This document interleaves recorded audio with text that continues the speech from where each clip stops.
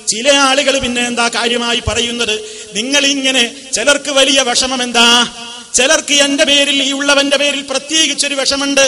അതെന്താ? ഖാസിമിക്കും ആ വിഷമം കാണുന്നു. എന്താ വിഷമം? ഈ അലാസ്റ്റിക് വയറുകൾ ഉപയോഗിക്കും. സ്വരം കേട്ടാൽ ഒരു സുന്നി പ്രസംഗിക്കുന്നത് പോലെ തോന്നുക. അതുകൊണ്ട് ഇവിടെ ആരും ആറ്റിനെ പട്ടിയാക്കേണ്ടതില്ല.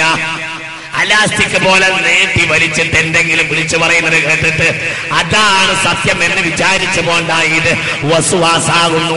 മുപ്പരിക്കുള്ള വിഷമം ഞാനിങ്ങനെ നീട്ടി പ്രസംഗിക്കുന്ന പോലും, ഞാനിങ്ങനെ നീട്ടി പ്രസംഗിക്കുകയാണ് പോലും ഇവർ വിചാരിച്ചു ഇവരുടെ കുത്തകയാണെന്ന്. നീട്ടി പ്രസംഗിച്ച് ജനങ്ങളെ പറ്റിക്കുന്ന പോലും വേറെ ഒരു ആദാപുരത്ത് വരുന്ന മുസ്ലിയാർക്കുമുണ്ട് ആ പരാതി.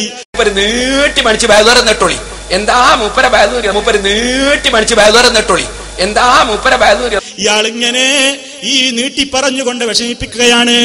ഖാസിമിക്കും ആ വിഷമം കാണുന്നു. എന്താ വിഷമം? ഇയാൾക്കാണെങ്കിൽ ഒരു പ്രത്യേക സ്റ്റൈലാണ്. ഇവിടെ ആരോധന എതിർത്തുവോ കസേരയിൽ ഇരുന്നിട്ടിങ്ങനെ വീർപ്പം തുടച്ചിങ്ങനെ പ്രത്യേകമായൊരു ഹാവഭാവങ്ങളിൽ അങ്ങനെ ചെയ്യുമ്പോ നമ്മളതിനെ വിമർശിക്കാൻ പോയിട്ടുണ്ടോ? ഓ, ആശയപരമായി വിമർശിച്ചാൽ പോരെ ഖാസിമി? നിങ്ങൾ എന്നെ അലാസ്റ്റിക് വേളെന്ന് പറഞ്ഞ് എവിടെയോ വിമർശിച്ചിട്ടുണ്ടെന്ന് കേട്ടു. അത് നിങ്ങൾക്ക് എന്തൊരു അസൂയയാണല്ലേ. ഒരു കാര്യം ഖാസിമിയോട് പറയട്ടെ, വിമർശിക്കുന്നവരോട് പറയട്ടെ, നിങ്ങളുടെ കൂട്ടത്തിൽ നിന്ന് വന്നവനാണ് ഈ ഉള്ളവനും. വന്നപ്പോ എല്ലാം ഒഴിവാക്കിയിട്ടാ പോന്നത്. അത് മാത്രം നിങ്ങൾക്ക് മാത്രം തരില്ല, കൊണ്ടുവന്നതാണ്. അതിന് ഞങ്ങൾക്കൊരു കാര്യവുമുണ്ട്.